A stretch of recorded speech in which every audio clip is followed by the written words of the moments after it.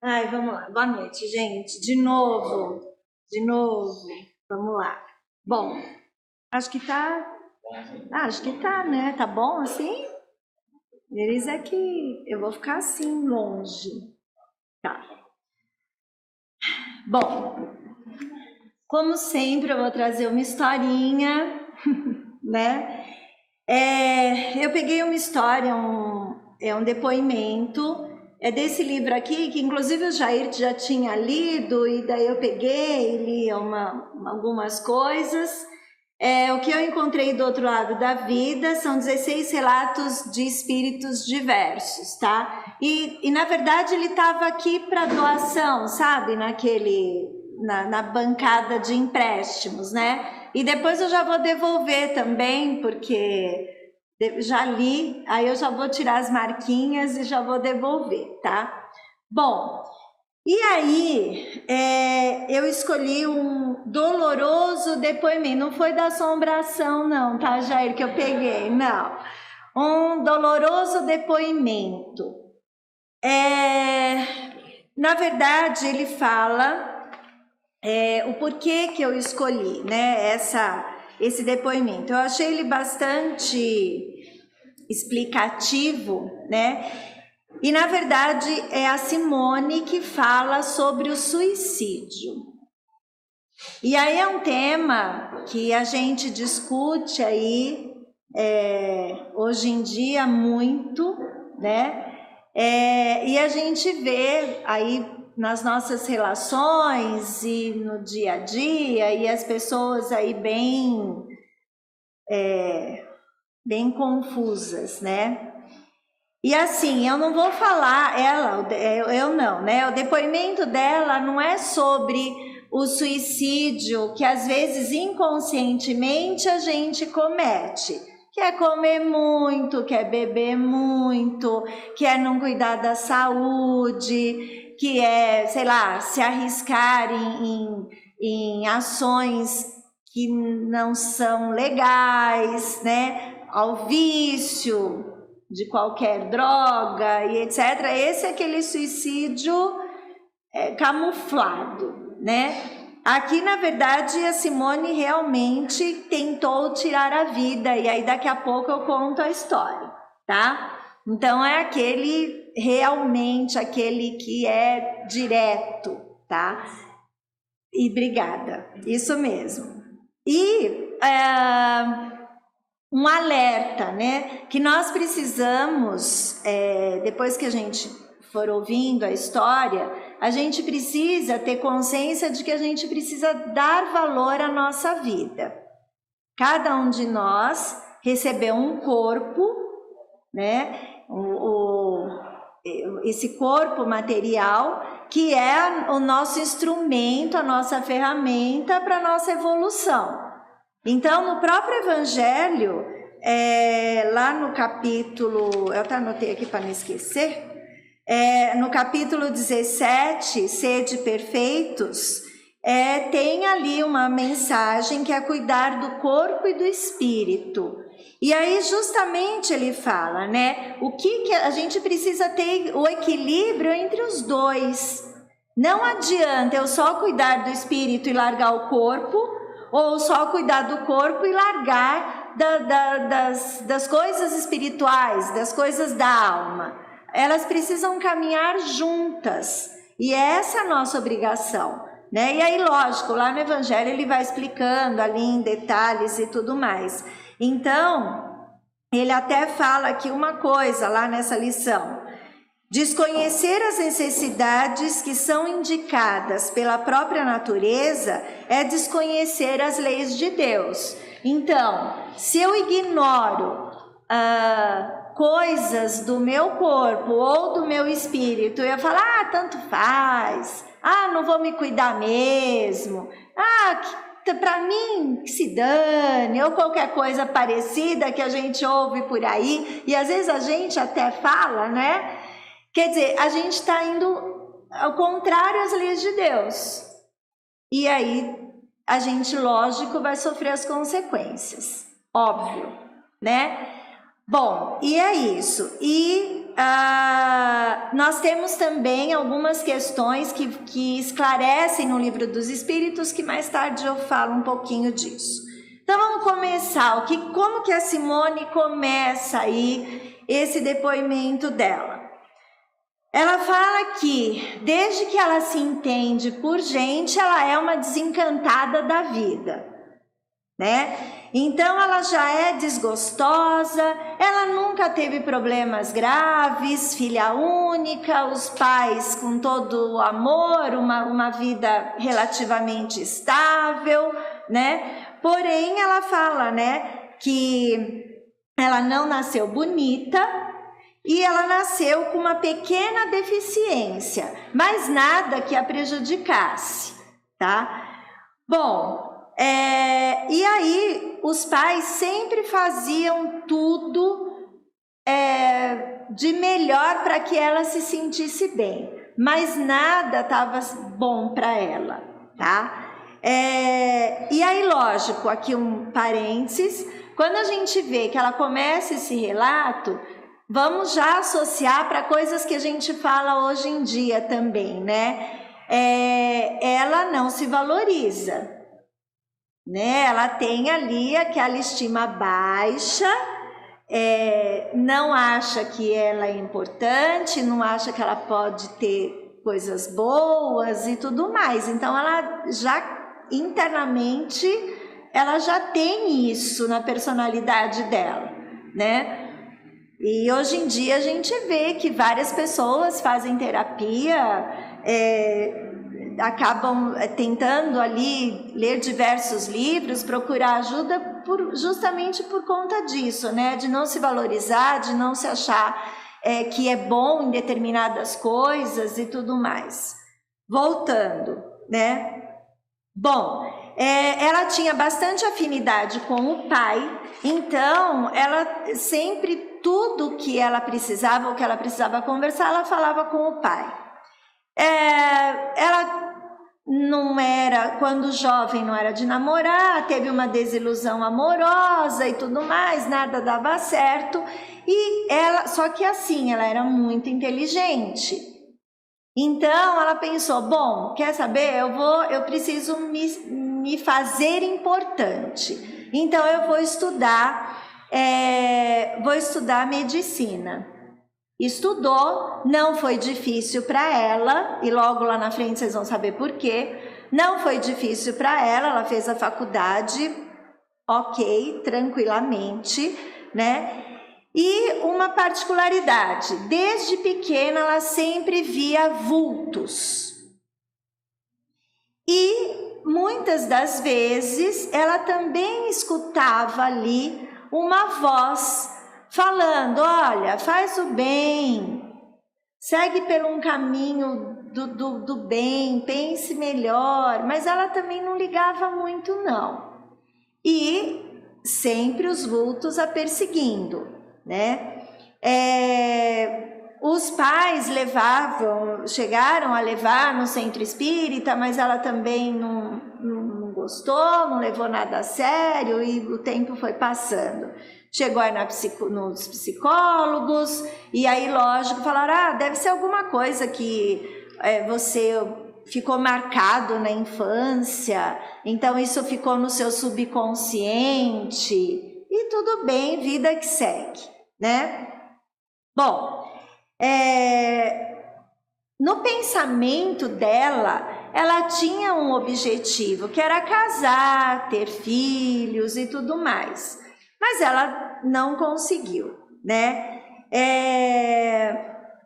E aí, lógico, ela continuando a ver os vultos e às vezes vinha um aconselhamento, mas ela também não ligava, tentaram ir a um outro centro espírita, começar a fazer um tratamento, tomar passe e tudo mais, mas ela também foi embora, não queria saber, né? Vou abrir outro parênteses aqui. Muitas das vezes a gente também, né, já tentou ir, às vezes passando por um problema, vai ao centro espírita, qualquer um que seja, começa a fazer o tratamento, e depois desiste, né? Faz e depois desiste, ou acha que aquilo não vai resolver, né? Quem nunca, né?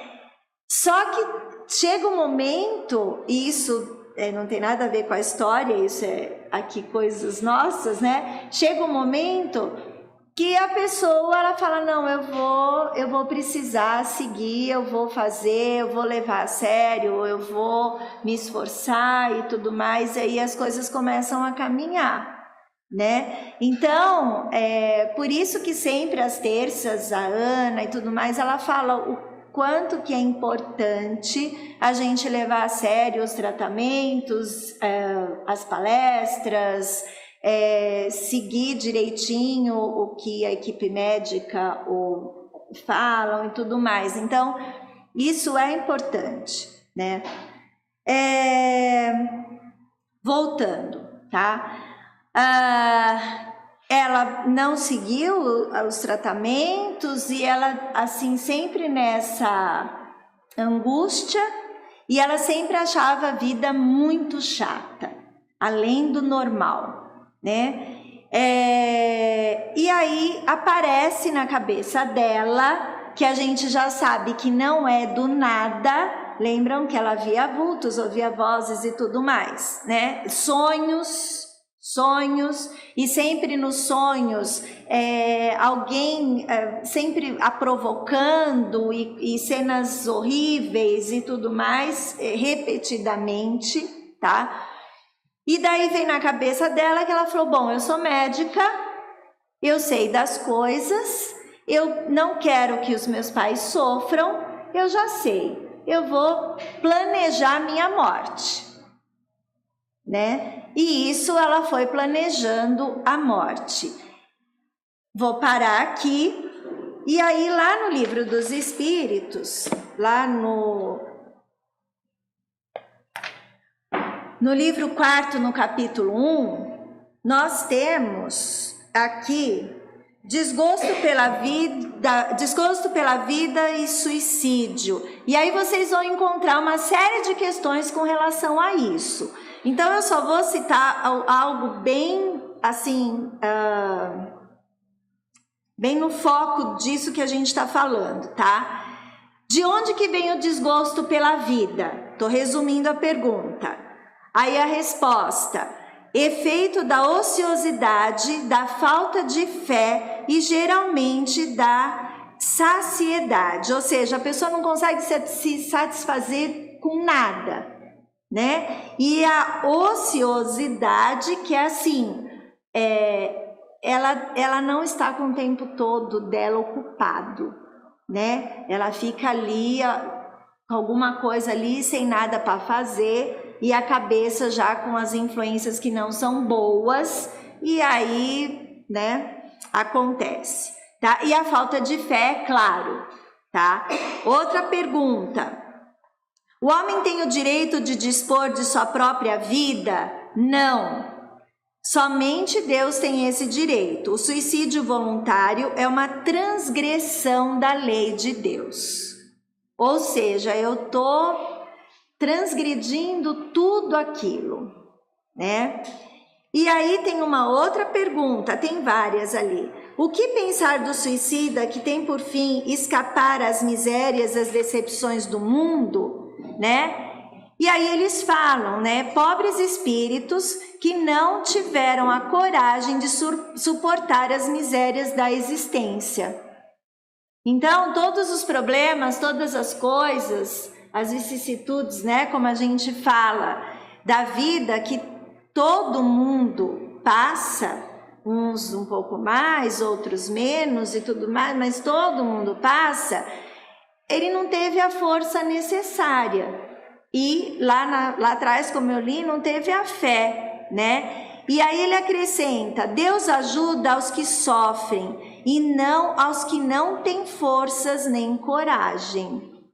Então é assim, enquanto a gente tá ali batalhando, seguindo, acertando, errando e tudo mais, a gente tem os nossos mentores, os nossos anjos de guarda, que Deus envia e vai nos ajudando. Uma coisa dá certo, outra errada, e etc. E a gente vai caminhando e vai evoluindo. Agora, se a gente abandona o barco, né? Então a gente precisa pedir força. Não que solucione os nossos problemas, mas que nós tenhamos força, que nós tenhamos fé, para que a gente consiga, sim, resolvê-los, tá?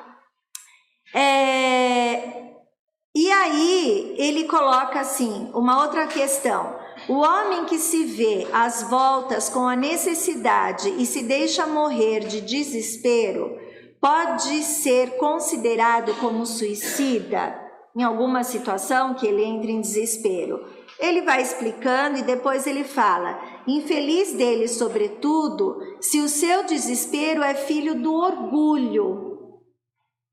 Porque muitas das vezes a pessoa está passando por algum problema e esse problema é criado, acontece, está na cabeça da pessoa pelo orgulho exagerado que ele tem. E aí ele cria situações diversas, problemas diversos por conta desse orgulho, dessa vaidade e tudo mais. Então, isso também é muito ruim para aquela pessoa, para aquele espírito. E ele vai explicando toda essa parte aí do suicídio, tá? A causa, né? O porquê. Bom, continuando, ela planeja ali o suicídio. O que ela faz? Ela é médica, né? Então, ela injeta uma forte dose lá de insulina, né? No corpo dela, prepara tudo, depois guarda todas os instrumentos e deita, né? Então, eu vou ler um pedacinho do que ela fala. Marquei a data fatal. À noite, ao deitar, me apliquei em mim mesma uma dose forte de insulina, desfiz do material. Foi horrível. Comecei a sentir os sintomas esperados, porém não julguei que fossem tão dolorosos e aflitivos. Uma estranha agonia tomou conta de mim e parecia que ia arrebentar. Doía-me o corpo todo. Senti um tremendo mal-estar. A cabeça parecia que explodiria a qualquer momento. Vi nitidamente os meus perseguidores, rodearam-me, riam vitoriosos, dizendo horrores. E aí ela vai descrevendo tudo isso. E aí ela fala o seguinte: ela perdeu totalmente a noção do tempo. E aí ela não sabia mais se ela tinha morrido ou não, né?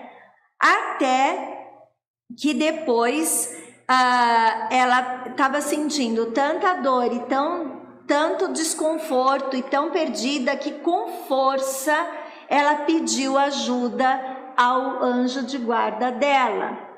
E aí quando ela pediu ajuda, ela morava na mesma casa que os pais, e os pais a socorreram, na verdade, né? Era noite e tudo mais, passou um tempo que ela diz que ela não sabe quanto tempo, e os pais a socorreram, levaram ela para o hospital. Então, ela não morreu, né? Só que ela danificou o cérebro de tal forma que ela começou a viver no modo vegetativo e irreversível, né? Então, ela fala, né, que ela falou: meses eu fiquei assim. Do hospital eu fui conduzida para casa. Aí eu compreendi o quanto for egoísta e como fizera meus pais sofrerem. Eles me amavam e foi com grande dedicação e carinho que cuidaram de mim. Algo acontecia comigo sem que eu entendesse. Meu corpo estava inerte, o meu cérebro lesado. Porém, eu conseguia entender muitos dos acontecimentos que me rodeavam. E aí ela fala que hoje ela sabia que ela entendia pelo espírito. Então, ela não falava mais, não andava, ficou totalmente inerte, mas ela ouvia os vultos entendia tudo que era falado, e só que ela não conseguia mais se expressar, né? E aí, lógico, ela vai descrevendo todo esse estado dela, né? E numa dos xingamentos, das ameaças, dos falares, dos vultos, né? Eles fizeram com que ela lembrasse da vida anterior dela, né? Então, ela foi um médico inteligente que cobrava muito caro os serviços e não atendia aos pobres.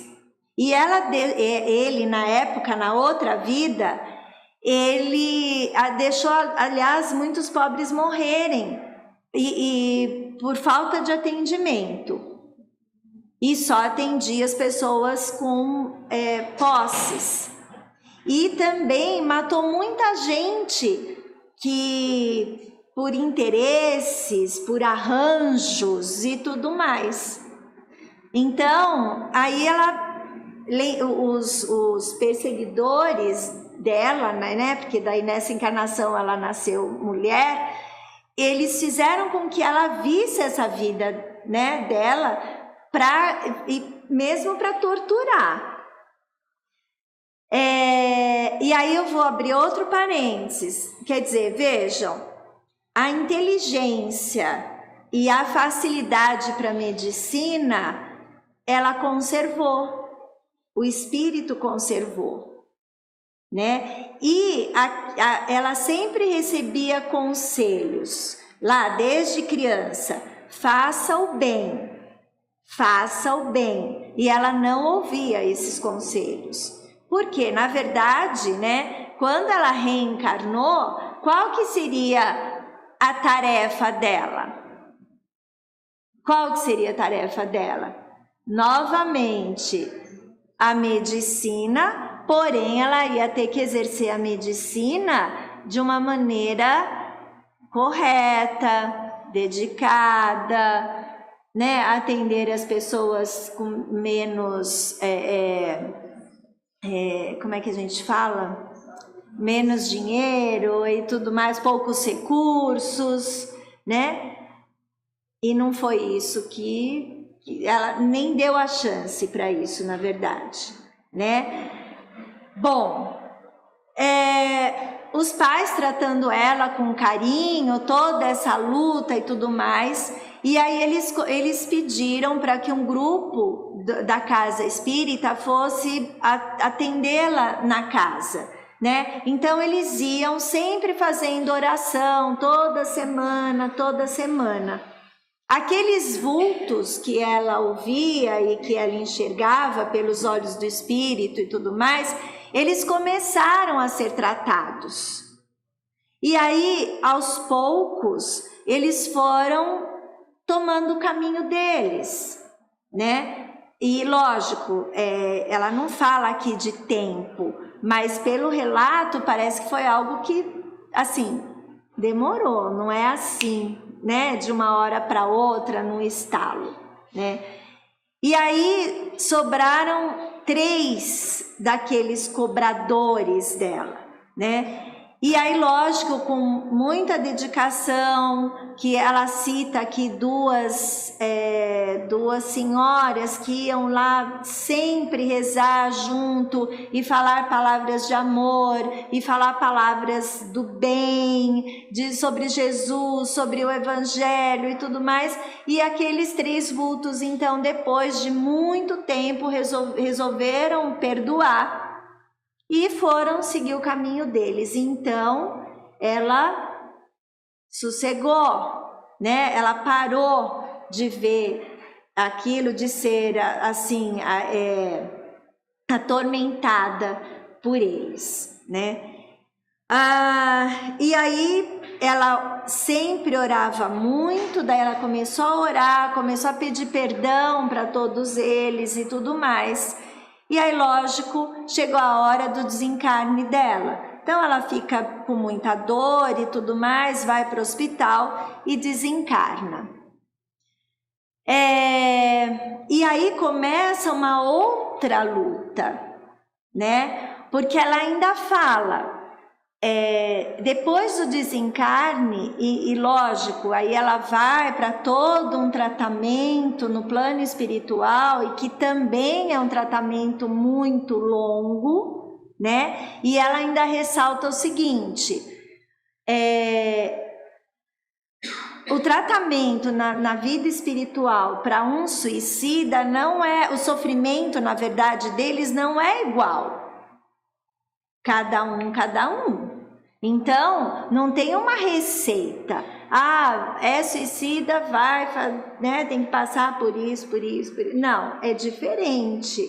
Porque também cada espírito tem uma história, né?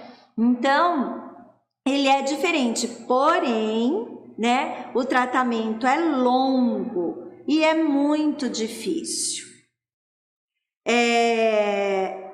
E ela coloca assim, que ela precisa se preparar para um próximo reencarne, mas que isso vai demorar. E que ela tem a certeza que o que atinge ali o perispírito, que as marcas ali de sofrimento, de dor, de ter machucado o corpo e tudo mais, ele fica ali marcado no perispírito, e que lógico, num próximo reencarne, ela vai ter ali aquela consequência, né? Então daí abro um outro parênteses, né? Quando a gente fere demais, né? Emocionalmente, fisicamente falando, o nosso corpo, coisas muito graves, elas ficam marcadas no perispírito, né? Que é aquele envoltório nosso, que é uma matéria um pouco, aliás, é uma matéria sutil, não é tão bruta quanto aqui a nossa parte material que a gente vê, né? Assim como quando as pessoas passam por acidentes bruscos, acidentes graves e tudo mais. Então o perispírito ele é danificado, ele é machucado. E lógico que depois no plano espiritual isso requer tratamento,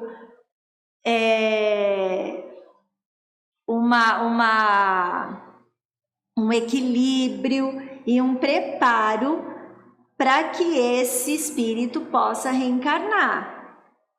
E pelas literaturas que a gente tem e pelo estudo, esse encarne ela vai ter ali as consequências, né, disso, daí num próximo corpo material, né?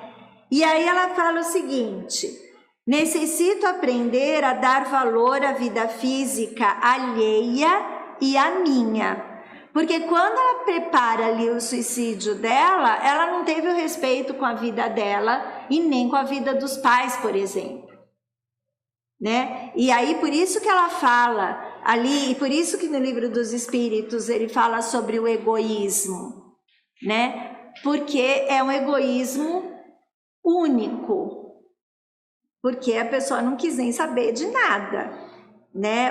Foi porque ela achava que a vida não estava legal, e aí ela foi lá e achou que não, eu vou fazer diferente, né? Então é fruto de um egoísmo. E aí ela coloca ali, né? Que às vezes, muitas vezes, porque depois que ela desencarna e que ela vai passando pelos tratamentos, ela vai colocando os pensamentos dela também, né? Que são as lições ali pra gente. E ela coloca que muitas vezes, na maior parte, o suicida, ele acha que como ele está infeliz, ele acaba com tudo. Então ele vai acabar com a infelicidade, vai ok, tudo tranquilo, ele vai ficar ali. E na verdade ele acaba gerando mais infelicidade ainda para ele, né? Então, em vez de resolver alguma coisa, ele vai agravar ainda mais aquela coisa, tá? Outra coisa que eu acabei até esquecendo de falar, né? Quando eu falo de machucar o perispírito e tudo mais em acidentes graves ou no suicídio, dependendo de como ele acontece, existe também o choque de que você está desencarnando, que não é no seu tempo, e aquela energia que você ainda tem, que o seu corpo ainda possui, que a gente chama de fluido vital e tudo mais, ele ainda tem que gastar aquilo. E como que ele vai gastar tudo aquilo se você terminou com a sua vida? Então, o corpo material ele não consegue se desligar, né, do espírito ali. Então, muitas vezes, ele fica olhando ali o corpo dele definhando e tudo mais. Então, é um sofrimento incalculável, eu imagino, né? Então, precisa queimar toda aquela energia, porque não era a época da pessoa desencarnar, né? E outra coisa que ela deixa ali também de lembrança, de ensinamento, que ela coloca: temos que lembrar que na espiritualidade não existe injustiça, né? Porque ela começa a falar dos tipos de sofrimento, né? De um suicida e tudo mais. Porque às vezes você fala, nossa, mas, né? Coitado, tá sofrendo tanto, sei lá, alguma coisa assim. Mas a gente tem que lembrar que não existe injustiça, que no plano espiritual é todo um equilíbrio e tudo é feito de acordo com o que nós fizemos, né? A responsabilidade é nossa. Cada um é responsável pela sua vida, pelas suas ações certas e erradas, né? Então, é isso que a gente também tem que ter na nossa mente, né? Deixa eu ver aqui. E outra coisa, dentro desse sofrimento, ela vai dizendo o quê? Que as cenas, por que a pessoa sofre? Que as cenas desse ato da pessoa, independente de como foi, ele vai se repetindo na mente. Se repetindo, se repetindo, se repetindo. Então, ela precisa, sim, de muito tratamento para que ela consiga se desvincular daquilo e poder pensar diferente. Aí eu fico pensando, né? Eu falei, realmente, deve ser muito assim. Porque às vezes quando acontece alguma coisa com a gente, que a gente não concorda ou alguma coisa ruim, às vezes a gente não fica com aquilo na cabeça, remoendo aquilo sem a gente querer. Não é assim que às vezes acontece? Nossa, isso não sai da minha cabeça. E a gente daí precisa fazer ali uma meditação, rezar, vir no centro, fazer um tratamento, etc., para aquilo sumir da nossa cabeça. Imagine então uma ação tão grave dessa. E num outro estado, né? Porque enquanto a gente está na matéria, a gente consegue driblar isso mais ou menos. Só que, como o Jair falou lá no início, né? O plano espiritual é bem diferente, né? Então a gente também precisa pensar o como isso, né? Então é para pensar. E aí ela vai passando tudo isso para nós. Bom, e aí, lógico, ela fica em tratamento. Aqui tem um trecho dela que ela coloca, né? Que o tratamento dela foi longo, né? E que bastava pensar no ato que ela fez e ela já começava a se sentir paralisada, né? Então, que os trabalhadores foram extremamente pacientes e abnegados e que foram ajudando ela nessa melhora, né? E aí ela coloca: o remorso dói terrivelmente, mas a vida continua. Entristecer-se com os nossos erros não os anula. Então, os nossos erros, eles não são anulados. Nós vamos sim responder por eles, mas também não adianta a gente ficar remoendo e ficar triste com eles. A gente tem que saber o que errou e melhorar. Assim resolvi reagir. Melhorei, passei a estudar e a trabalhar em pequenas tarefas, ajudando os mais necessitados. Sinto-me melhor, fortaleço-me, não reencarnarei logo. Quero preparar-me porque não será fácil a minha vida de encarnada. Então, vamos pensar, deve ter passado lá bastante tempo já, né? Porque até ela tomar essa consciência de que ela precisa. E outra coisa, mais um parênteses, ela está tendo a condição de ter esse tratamento, de ter a consciência de que ela precisa se preparar e que a vida dela posterior não vai ser fácil. Porque a gente também já viu em outras leituras que às vezes a pessoa passa por tratamento e ela não tem escolha não, ela vai encarnar de novo e de novo e de novo até aquilo melhorar, né? E isso a gente fala que é o merecimento, né? Então, tem tudo isso, por isso que ela fala que nenhum sofrimento é igual, nenhum tratamento é igual, né? E que a gente não tem injustiças, né, nas leis de Deus. E aí ela coloca: necessito aprender a dar valor, como eu já falei, à vida, né? E no final ela coloca o seguinte, tá? Ela coloca essa parte do egoísmo que eu falei para vocês, né? E ela reforça que normalmente quem tem essa tendência, né, ao suicídio, quer que a vida encarnada lhe seja sempre favorável, quer que as pessoas que o cercam lhe façam as vontades. Tal não ocorrendo, não quer viver. É preciso lutar e vencer o egoísmo. Aprender a aceitar as lições de dores da vida encarnada e os sentimentos, o modo de ser dos que nos cercam. Então, esse é sempre o nosso aprendizado, né? Não só para quem tem as tendências suicidas, mas para todos nós. A gente aprender a entender o outro e falar: não, ele é assim, ok, né? E aprender a gente a entender a situação que a gente está passando, né? Com resignação e tudo mais, e deixar aquele egoísmo de que isso não aconteceu para mim, agora eu vou ficar revoltado, né?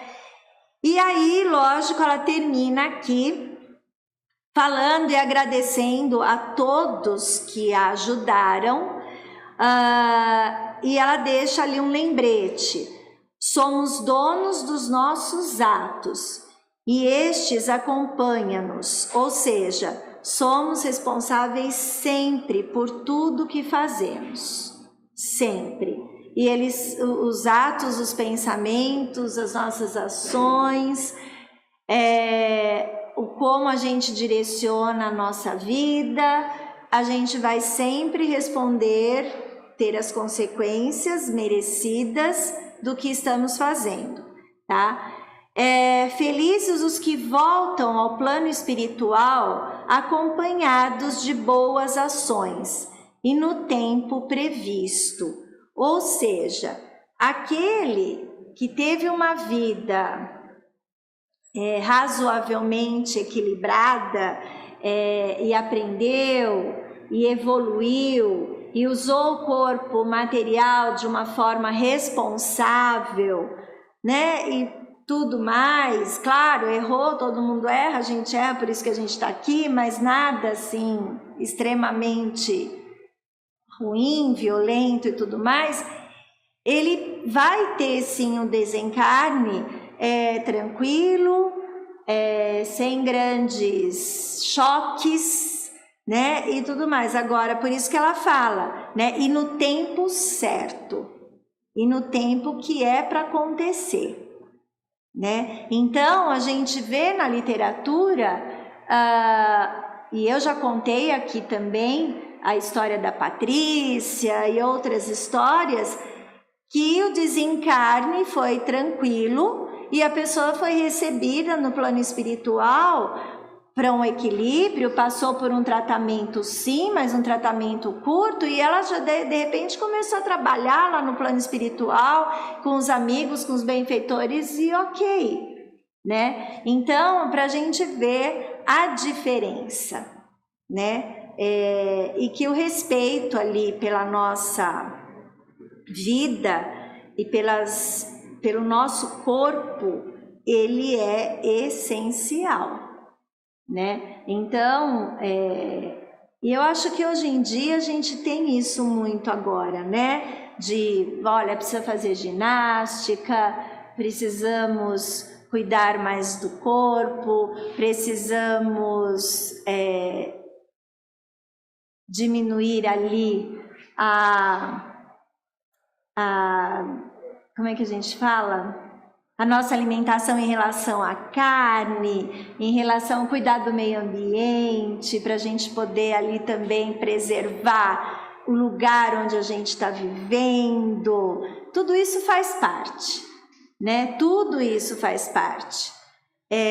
Então, acho que a gente está hoje em dia a gente tem essa fala agora, né? Esse discurso, e é só a gente prestar atenção, né? E a gente tem muito mais recursos na medicina para poder acompanhar ali o nosso corpo, acompanhar exames e tudo mais. Então, eu acho que é isso. E era esse o recado que eu queria passar para vocês, essa história da Simone, ok? É isso, gente. Obrigada pela paciência. Aí agora mais 10 minutinhos de uma água, né? Bom,